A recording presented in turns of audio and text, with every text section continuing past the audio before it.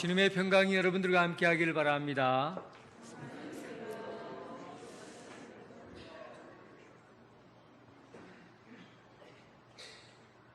제가 두 편의 편지를 잠깐 소개하겠습니다. 소설가 조은파가 부인 정명숙에게 쓴 편지입니다. 미안, 아침에 자주 짜증만 부려서 미안했어. 하지만 당신 고집도 어지간하오. 몰경우하고 귀찮은 손님 때문에 자연 짜증이 난 것이요. 기분 고치시오. 저녁에 늦지 않게 돌아오리라. 두 번째 편지예요. 재밌는 편지는 아닙니다. 5월부터 매달 학비를 60원 보내리이다. 그리고 여름 양복값 보낼 터이니 얼마나 들지 해답하시오. 공부하는 중이니 저금은 안 해도 좋소. 학비가 곧 저금이요.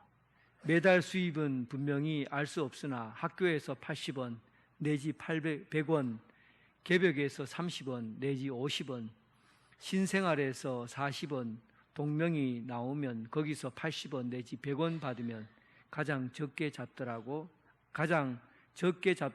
150원이 되겠으니 당신의 학비와 내 책값은 군색치 아니할 것이요. 바이올린과 책과 모포를 보내드리리다. 두 편의 편지예요. 이 앞편에 말했던 편지는 1918년 조은파 선생이 1918년생이에요. 그때 아내에게 미안한 마음으로 전해준 편지예요. 이 내용을 보면 마음에 있는 이야기를 이렇게 내어놓고 편지를 보내고 있다는 것을 알 수 있어요. 나이가 여러분 1918년생이니까 얼마나 많이 됐습니까? 이때에는 남자가 자기 마음에 있는 이야기를 여자인데 못 내놔요. 솔직하지 못하거든요. 감정을 숨기지 절대 마음을 얘기하지 않습니다. 그런데 편지는 자기 마음을 쓰더라는 거예요. 그래서 편지라는 것은 마음에 있는 이야기를 써내려가는 그런 내용을 담고 있다. 마음에 있는 이야기를 쓰는 것이 편지인 거죠. 그리고 두 번째 편지는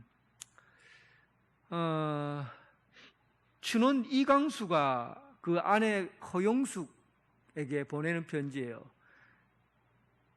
허용숙은 일본에서 의사로 유학을 하고 있었고, 그 다음에 이 강수가 그 돈을 벌어서 아내에게 학비를 보태주고 그리고 생활비를 보태주는 내용입니다. 그런데 제가 관심 있게 본 것은 생활비가 어느 정도 드는가. 학비는 60원 정도 들고 생활비는 전체 다 합쳐서 150원 정도 들어가는 거예요. 많습니까? 적습니까? 150원. 요즘 가치로 하면 돈도 아니지요. 벌어도 주워가지도 않는 돈이에요. 그런데 그때 당시에 150원은 얼마나 가치가 있다는 거예요. 학비 되고 생활비하고 옷 하나 사 입고 다 되는 거예요. 150원 가지고. 무엇을 말하려고 제가 이런 얘기를 할까 궁금하죠. 편지의 내용은 인간의 가장 깊숙한 내면을 가장 솔직하게 표현할 수 있다는 것이고, 그리고 그 당시의 시대적인 상황을 가장 정확하게 가늠할 수 있는 게 편지라는 거예요. 그때 당시에 돈은 150원은 학비 내고 생활하고 옷 사입고 할 수 있는 돈이었구나. 또 그때 분위기나 정서는 이런 분위기였구나 하는 것을 알 수 있어요. 그 편지라는 것이 굉장히 중요한 인간의 감정과 인간의 마음과 역사적인 사실을 전달할 수 있는 중요한 수단이라는 거죠. 그런데 이것을 사도 바울은 이용했다는 거예요. 편지라는 것을 가지고 아시아, 아프리카, 유럽에 이르기까지 13개 교회를 뭘로 그들에게 하나님의 말씀을 전했습니까? 편지라는 양식을 가지고 전한 거예요. 그러니까 이 편지는 사도 바울의 마음에 있는 그 속 사정을 잘 알 수가 있고, 또 그때 당시에 현실적으로 현장에서 일어나는 그런 사정들을 우리는 편지 내용을 통해서 아주 정확하게 이해할 수 있는 그런 내용이라는 겁니다. 사도 바울의 마음이 고린도 교회에 어떻게 전달되고 있느냐 하면 그 편지 내용을 보면 알아요.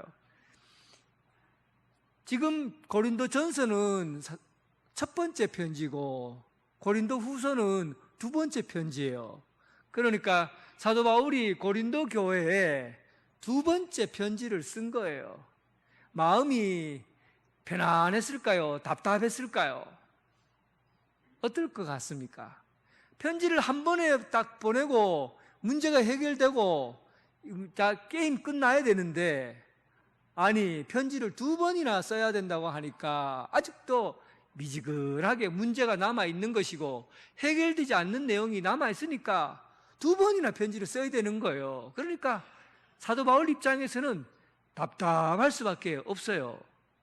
그 답답한 마음이 어떤 마음이냐 하면, 일단 그의 마음이 편지니까 정확하게 표현되어 있겠죠.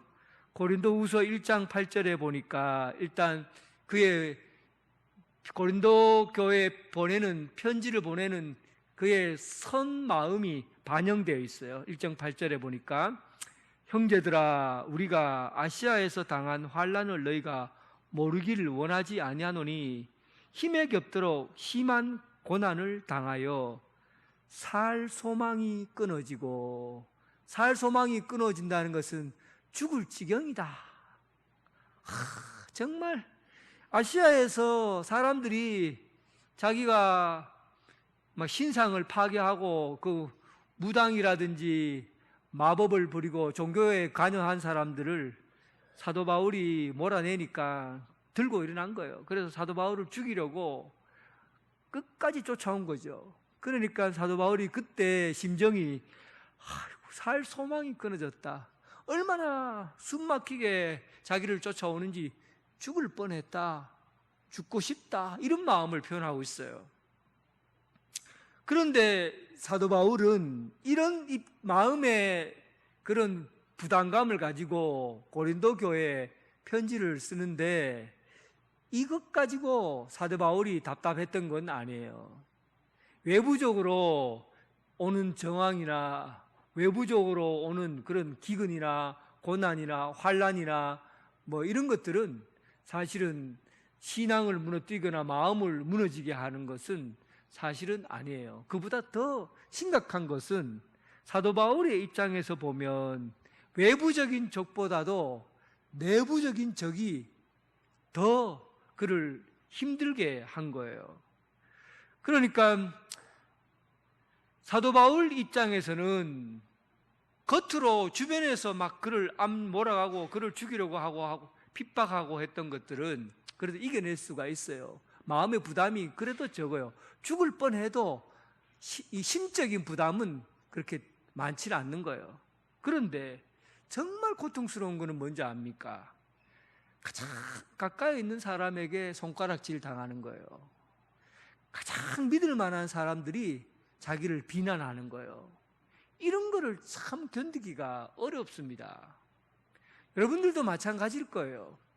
우리가 신앙생활 하다가 마음이 넘어지는 때 언제가 넘어지냐? 외부적인 경제적인 어려움, 뭐 돈이 없어서 실업해서 결혼을 못해서 뭐 이런 여러 가지 어려운 것들은 사실은 넘어질 일은 아니에요. 그런데 가까이에 있는 사람이 상처를 주면 그거 못 견디죠. 그런데 여러분, 사도 바울이 웬만하면은 성경에 기록 안 할 건데, 이 고린도에 들어온 고린도에 들어온 외부적인 그리스도인들이 문제를 일으키고, 그리고 사도 바울에 대해서 비난하는데 이런 말까지 한 거예요. 사실은 말을 해도 넘어서는 안 될 말들이 있습니다, 여러분. 하고 싶은 말이 있어도 그 사람이 가지고 있는 그 자존심, 그걸 넘어서 버리면 그건 참 곤란할 때가 있어요. 사도 바울이 그래요. 다른 얘기로 가지고는 그래 마음이 막 눌림을 받고 근심이 되고 걱정이 되고 이렇지는 않는데 쪽 여기에 들어온 이 성도들이 사도 바울에게 아주 못된 말을 한 거예요. 넘어설지 않아야 될 이야기를 넘어선 거예요. 고린도후서 10장 7절에 너희는 외모만 보는도다. 바울이 못생겼다는 겁니다.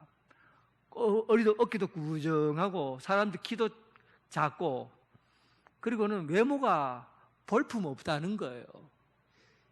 여러분 하고 싶은 말이 있어도 이런 말 하면 안 돼요. 니 뚱뚱하니까 게으르지 뭐 이런 말 하면 안 된다고요. 사람 자존심 상하는 그 몸에 비교를 해서 네가 그렇게 못됐으니까 이렇게 빼짝 말라가고 밥도 안 먹고 그러지. 이 몸에 대해서 얘기를 하는 거는 그 사람이 가지고 있는 이 최소한의 자존심이거든요. 사도 바울이 뭐 못생기고 싶어 못생겼나요? 못생겼으니까 허리도 구부정하고 막 이런 아마도 그랬을 거예요. 바울 입장에서는 그가 중대한 질병을 앓고 있었으니까 몸이 다른 사람들처럼 피부가 반짝반짝 빛나거나 뭐 건강한 몸은 아니었을 거예요. 그리고 얼마나 험한 데를 돌아다닙니까? 그러니까 자기 몸 챙길 것도 없고 하니까 사람이 거무스레하고 그리고 얼굴도 키도 작고 못생기고 이렇게 하니까 이 사람들이 외모를 가지고 저렇게 생긴 사람이 무슨 하나님의 일을 한다고 이렇게 자꾸만 입을 대는 거예요. 또 이거보다 더 큰 심각한 이야기를 한마디 더 하죠. 더 자존심 상하는 것은 뭔지 압니까? 그 사람의 전문성을 건드리는 거예요. 전문성을 건드리는 거. 사도 바울이 복음 전도자로서 온 교회를 다니면서 교회를 세웠잖아요. 사도 바울이 전한 복음이 지금 우리가 듣고 있는 복음의 내용이에요. 그런데 사도 바울을 보고 뭐라고 얘기하느냐 하면 네가 사도 바울은 말을 버벅거린다. 말을 잘 못한다. 그리고는 글은 잘 쓴다. 편집글은 아주 논리 있게 잘 쓰는데 말은 버벅 말은 잘 못한다는 거예요. 그러니까 여러분 이런 얘기가 얼마나 속상합니까? 사도 바울이 가장 그래도 평생에 말씀 전하는 사역을 복음 전하며 이렇게 살아왔는데 그런 부분을 인간적인 이야기로 사람을 몰아가는 거죠. 그러니 그 일로 인해서 그가 얼마나 마음에 상처가 됐는지 2장 4절 말씀 보세요. 2장 4절에 보니까 편지 내용이에요. 내가 마음에 큰 눌림과 마음이 막 눌려요. 그리고 걱정이 있어 많은 눈물을 펑펑 흘리면서 너희에게 편지를 썼다. 사도 바울을 비난하고 복음 전하는 일들에 관해서 그리고 그가 말하는 스타일에 대해서 외모에 대해서 이렇게까지 얘기하면서 사도 바울을 깎아내리고 무너뜨리고 넘어지게 하려는 거예요.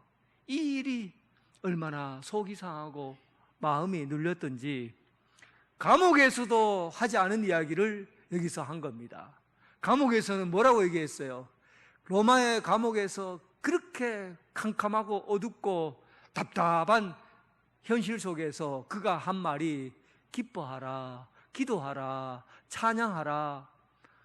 얼마나 사도 바울은 그 감옥 가운데서도 마음에 평화가 있고 기쁨이 있고 찬양이 넘쳐났는지 몰라요. 그런 사람이 사도 바울이에요. 그런데 고린도 교회를 향해서 그가 외치는 이야기가 마음이 콱 눌리고 걱정이 된다.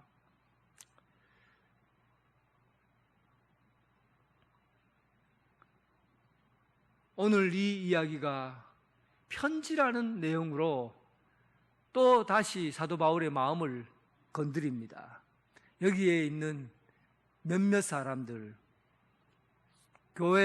고린도 교회에 나중에 들어온 사람들이 사도 바울에 대해서 날카롭게 비난을 한 거죠. 1절에 그 내용이 나와 있습니다. 우리가 다시 자천하기를 시작하겠느냐. 스스로 추천하는 거예요. 자천하다는 것은 스스로 추천하겠느냐. 우리가 어찌 어떤 사람처럼 추천서를 너희에게 붙이거나 혹은 너희에게 받거나 할 필요가 있느냐. 1세기, 그러니까 예수님 사후, 그 다음 예수님 사후 사도 바울이 활동하던 그 1세기에는 로마가 이 세상을 점령했던 시대잖아요. 그래서 로마가 잘한 게 뭡니까? 도로를 넓혀놨죠. 도시와 도시를 이어주는 도로를 확장시켜 놓은 거예요. 도로를 확장시켰다는 것은 사람들이 경계선을 넘어서 왕래가 자유로웠다는 거죠. 사람들이 왕래가 자유로우면 어떤 일이 일어납니까? 이쪽에 있는 이야기를 저쪽으로 옮기고 저쪽에 있는 이야기를 이쪽으로 옮기고 말을 옮기는 거예요. 그러니까 정보라는 것들이 생겨나면 그 정보를 나누는 거죠. 그것이 이 사람들이 살아가는 소통의 방식이고 삶의 방식이에요. 어떤 사람이 내게 어떤 정보를 주느냐, 그로 인해서 자기 삶의 가치를 결정하고 삶을 행동으로 옮겨가는 거죠. 대단히 중요한 거예요. 그러다 보니까 무엇이 발달했겠어요? 좋은 말을 들어서 전하는 사람들이 나타나기 시작한 겁니다. 그래서 철학자들이나 소설가들이나 이런 사람들이 글을 써서 전하면 그 이야기를 잘 듣고, 그리고 광장이나 이런 곳에서 사람들이 모여있는 곳에서 말을 전하는 거예요. 그때 말을 전할 때 저 사람이 말이 진짠가 거짓말인가 믿을 만한 사람인가 어떻게 알아요? 그러면 그 사람이 가지고 있는 추천의 편지를 보면 이 사람이 믿을 만한 사람이구나 하고 알게 되고, 아니면 저 사람이 추천한 사람이 뭐 이름도 없는 사람이네 못 믿겠다 이렇게 하는 거예요. 그래서 사람들은 이동하면서 자기 자신을 사람들에게 나는 믿을 만한 사람이요 라고 나타내기 위해서 뭘 가지고 다니냐면 추천서를 가지고 다니는 겁니다. 교회가 그때 당시에는 여러 교회가 사도 바울에 의해서 또 전도자들에 의해서 교회가 많이 섰잖아요. 그때 12제자들이 전도를 하러 나갔죠. 그리고 7집사들이 또 전도를 하러 나갔죠. 그리고 그 교회에서 부름받은 사람들, 브리스길라와 아굴라와 같은 사람, 디모데와 같은 사람, 디도와 같은 사람, 이런 사람들이 또 전도자가 되어서 바나바, 실라 전도를 하면서 교회를 막 세우기 시작한 거예요. 그러면 전도자들이 생겨났을 거 아니에요. 전도자들이 어느 지역 갔을 때 교회에 들리게 되고 그 교회에서 복음을 전하게 되는데, 복음을 가리키기도 하고 전하기도 하고 그러죠. 그때 이 사람이 믿을 만한 사람인가 믿지 못할 사람인가를 뭘로 압니까? 추천서예요. 추천하는 편지가 있으면 아, 이 사람은 이런 사람이구나 하고는 우리 교회에서 말씀을 전하시오, 또 성도들을 가르치시오, 그렇게 한 거예요.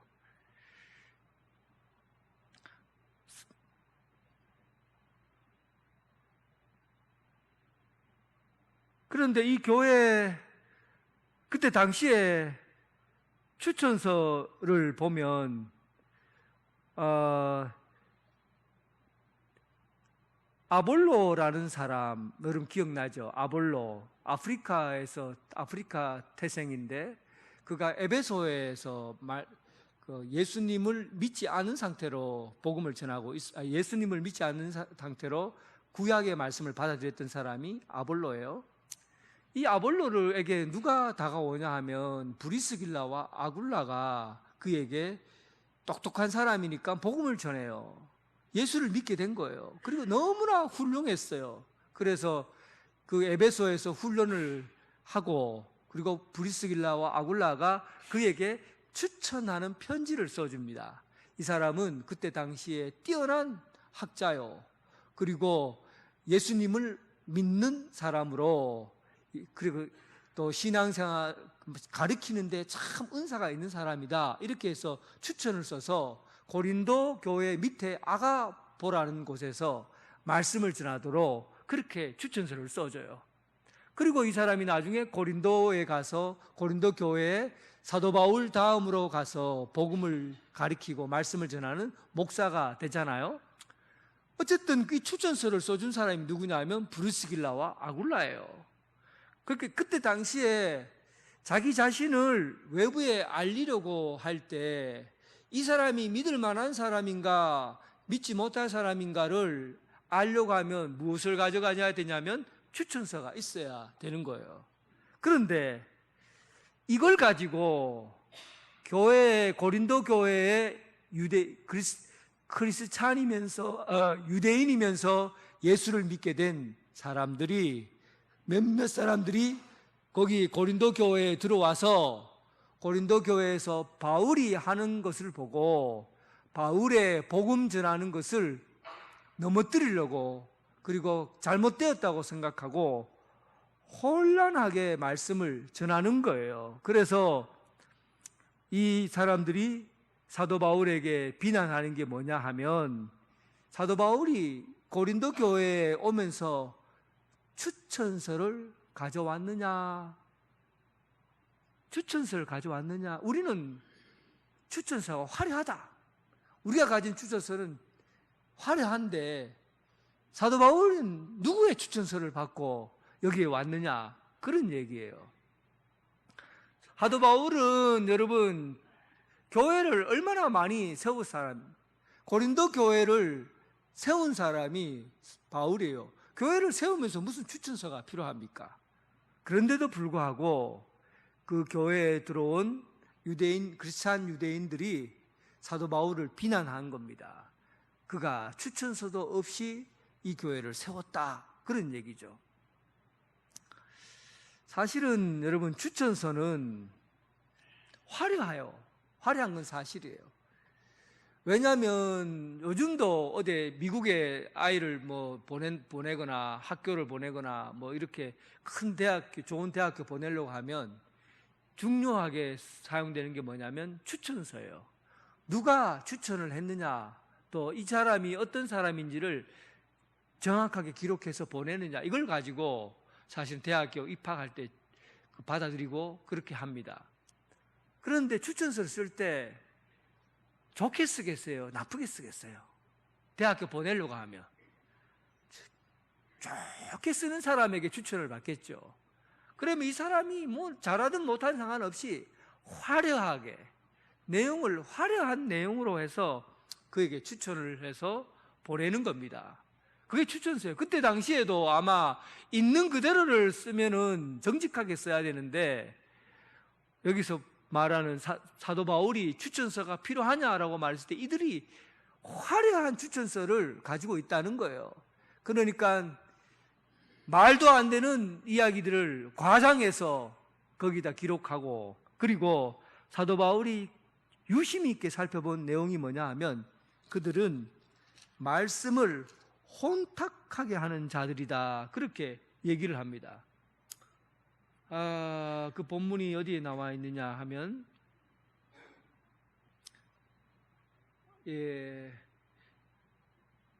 19장 아니고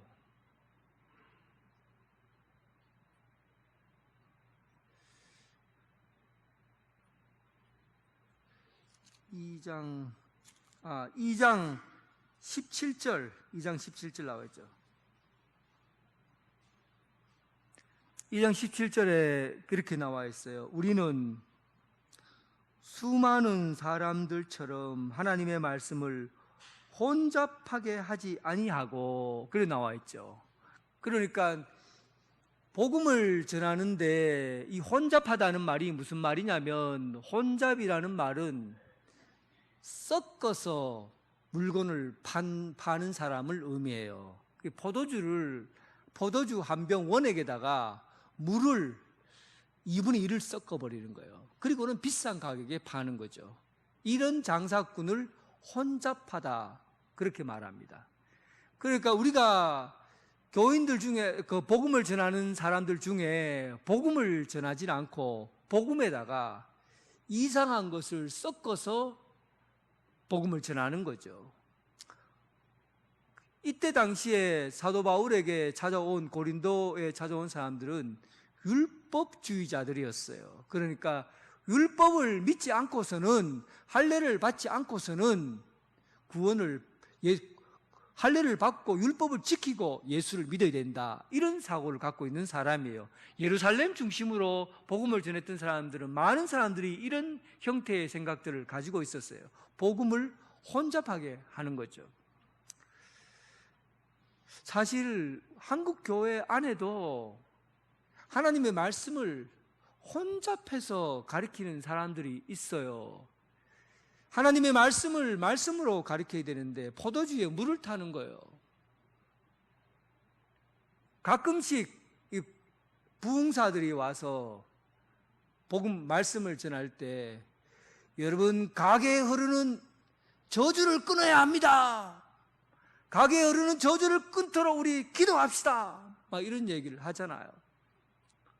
복음하고 아무 상관없는 내용이에요. 우리가 저주를 얘기할 때, 저주라는 말은, 우리는 가게에 흐르는 저주라는 것은 이 조상들에게서부터 물려받은 죄가 우리 지금 후손들에게 그 죄가 이어지고 있다는 걸 의미합니다. 조상들 중에서 살인한 사람이 있으면 후손들 중에 그 가게의 유업을 이어받은, 저주를 이어받은 사람이 살인자가 된다는 얘기예요. 운명론적으로 인간의 삶이 저주가 연결된다는 얘기예요. 운명적으로. 그러니까 조상들이 한 잘못된 삶의 형태가 후손들에게 그대로 이어져서 그대로 살게 된다는 것을 의미해요. 이게 가게에 흐르는 저주예요. 여러분, 어떻게 이게 성경에 나온 복음이라고 말할 수 있어요? 하나님 말씀과 아무 상관없는 얘기예요. 하나님의 말씀에다 물을 탄 거예요. 저주라는 것은 하나님으로부터 분리된다는 뜻이거든요. 저주라는 것 자체가 하나님으로부터 완전히 분리되는 거예요. 예수 믿는 사람이 어떻게 하나님 앞에 분리가 될 수 있습니까? 여러분, 예수 믿지 않아요. 예수 믿는 사람이 어떻게 하나님으로부터 분리가 일어날 수가 있어요. 그러니까 가게에 흐르는 저주라는 것은 사용할 수가 없는 얘기예요. 예수 믿는 사람에게 사용할 수가 없는 이야기입니다.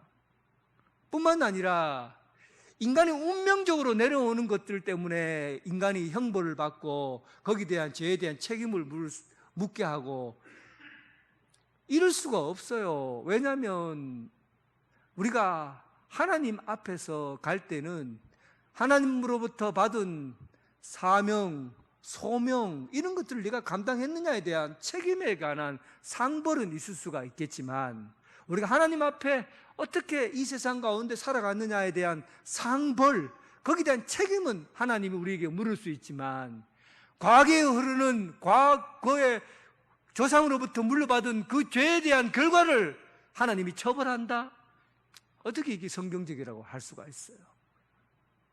그러니까 우리가 복음을 전할 때도 하나님의 말씀을 가지고 말씀으로 전해야 되는데 혼탁하게 전하는 자들이 있었던 거예요. 그 사람들이 바로 이력서가 화려하고 그리고 복음을 혼란스럽게 전하는 자들이에요. 그런데 이들이 3장 1절에 우리가 다시 자천하기를 시작했는데 우리가 어찌 어떤 사람처럼 추천서를 너희에게 붙이거나 혹은 너희에게 받거나 할 필요가 있느냐. 이런 사람들의 추천을 우리가 받아서, 내가 이 추천서를 가지고 받아서 그 추천서에 가지고 그걸 가지고 복음을 전하고 해야 될 이유가 있겠느냐. 이 엉터리 같은, 물을 섞은 같은 혼탁한 복음을 전하는 사람들의 이야기를, 내가 복음 전하는 사람의 이야기를, 추천서를 받아서 어찌 내가 여기에 전할 수가 있겠느냐. 나의 추천서는, 여러분, 참 놀라운 얘기를 합니다. 사도 바울이, 지금도 저는 이 말을 듣고 끔찍 놀랐어요. 이렇구나. 이런 추천서가 필요한 거구나. 사도 바울이 말한 게 2절에 나와 있어요. 놀라운 이야기를 해요. 한번 이거 읽어볼까요? 너희는 우리의 편지라. 여기까지. 너희는 우리의 편지라. 사람들이 그에게 화려하게 써준 추천서가 진짜 추천서가 아니라 나의 추천서는 고린도 교회 성도 너희들이다, 이 말이에요. 그러니까 사도 바울이 살아온 삶의 내용이 추천서여야지 글로 그냥 끄적끄적 거는 것이 추천서가 될 수 없다는 내용이에요. 너희들은 무엇을 원하느냐? 내가 그냥 글로 화려하게 써서 그냥 이렇게 아름답게 만들어진 그 화려한 추천서가 너희들에게 필요한 거냐? 아니면은 예수 그리스도 생명의 말씀을 온전히 전하고 가르쳐서 예수 믿는 사람답게 살아오는 삶을 살아가고 있는 이 성도들, 이 사람들이 나의 추천서이겠느냐? 나의 추천서는 여러분들입니다. 여러분들이 나의 추천서입니다. 이 얘기를 하고 있습니다. 여러분, 성도 여러분들끼리, 여러분 얼굴끼리 전부 다 여러분들은 추천서예요. 여러분들과 함께 관계해서 사랑을 나누고 믿음을 나누고 그렇게 예수 믿는 사람들로 살아가고 있는 그 삶의 내용이 여러분 한 사람 한 사람의 추천서가 되는 겁니다. 옆 사람에게 한번 말 한번 걸어봅시다. 집사님, 장로님, 당신은 이름 모르면은 집사님, 권사님은 나의 추천서입니다. 한번 해보시라고 그런 겁니다. 나의 추천서입니다. 굉장히 어색하죠, 그죠? 뭐 해보라 하면은 불편해요, 어색하고. 그런데 해볼만 하니까 하라는 겁니다. 여러분들은 저의 추천서예요. 지금 있는 이야기는 아니지만 다음에 혹시 교회 담임 목사를 뽑게 되거든, 지금 얘기 아니에요. 혹시 담임 목사 뽑게 되거든, 여러분 이력서 가지고 뽑지 마세요. 전부 실패합니다. 한국교회가 이력서를 가지고, 화려한 이력서를 가지고 사람을 뽑으니까 뽑을 사람이 없어요. 화려한 이력서, 박사학위를 받았느냐, 미국에서 공부했느냐, 학위는 뭐냐, 그리고 큰 교회 어디에서 훈련 받았느냐, 이런 걸 가지고 막 화려하게 장식된 책은 뭘 썼느냐, 막 이런 내용을 가지고 이력서를 받아서 한번 담임 목사 세워보세요. 사도 바울은 그런 이력서는 물 섞은 것과 같다. 화려한 이력서가 그 사람을 보장해 주지 않는다는 거예요. 무엇이 그를 보장해 주느냐 하면 고린도 교회 성도들이 나를 보장해 준다. 성도들 한 사람 한 사람 마음에 새겨진 글자가 있어요. 그 사람, 내가 예수 믿게 하고 예수 믿게 한 그들이 그 마음, 사도 바울에게 갖는 그 마음의 글자들이 다 있다고요. 그것이 사도 바울의 추천서가 되지, 쓸데없이 화려한 내용을 가진 이력서가 추천서가 될 수 없다는 겁니다. 결국은 우리가 그럴 일이 있을 거 아니에요. 담임 목사를 다시 청빙하게 될 때 뭘 봐야 되겠어요? 그 교회 성도들에게, 성도들을 만나야죠. 그 교회 소개하는 교회 성도들을 만나서 이 사람이 참 예수님의 사람인가, 예수님의 말씀을 바로 전하는 사람인가, 어떤 관계에 있는 사람인가, 이런 것들을 통해서 추천을 받아야 참으로 하나님의 사람으로 추천서라는 그 내용으로 그들을 뽑을 수 있지 않겠어요? 그러면 여러분, 그리스도인의 추천서는 여러분들이라고 한다면 여러분들은 어떤 마음의 글씨를 써야 됩니까? 편지의 내용이 어떤 내용이어야 되겠어요? 사도 바울은 성도들이, 고린도 교회 성도들이 나의 편지다라고 하고서, 그리고 어떤 내용의 편지인가 하는 것을 3절에 기록하고 있습니다. 너희는 우리로 말미암아 나타난 그리스도의 편지니.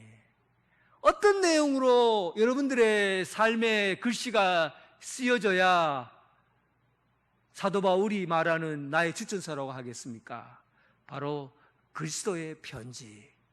여러분들이 예수 그리스도 안에서 사람에 의해서 쓰여진 글씨로 말미암아 주어진 편지가 아니라 하나님의 영으로 쓰여진 글씨, 예수 그리스도를 내 중심에 모시고 예수 그리스도가 우리를 다스리시고 예수 그리스도가 우리를 통치하며 예수님의 얼굴로 살아가는 그 삶의 자리가 그리스도의 편지가 되는 겁니다. 다시 말하면 여러분들이 발을 움직이고 생활하는 모든 삶의 환경이 예수님의 모습을 드러낸다는 거예요. 예수님의 모습을 드러내는 그 모습을 통해서 하나님의 편지, 예수 그리스도의 편지가 되는 겁니다. 오늘 사랑하는 성도 여러분, 세상 가운데서 그리스도의 향기로 살아가시기 바랍니다. 세상 가운데서 그리스도의 편지로 살아가는 여러분 되시길 주님의 이름으로 축원합니다. 하나님 아버지, 우리를 한자 한자 예수님의 이름으로 새겨진 편지가 되게 하심 감사합니다. 이 세상 가운데 주님을 알지 못하는 이들에게, 죽음을 알고 살아가는 이들에게 생명을 가리키게 하시고 예수 그리스도 복음을 통해서 살아계신 예수님을 전하고 그리고 예수님 이름으로 향기 있는 삶을 살아가게 하여 주옵소서. 예수님 이름으로 기도드립니다. 아멘.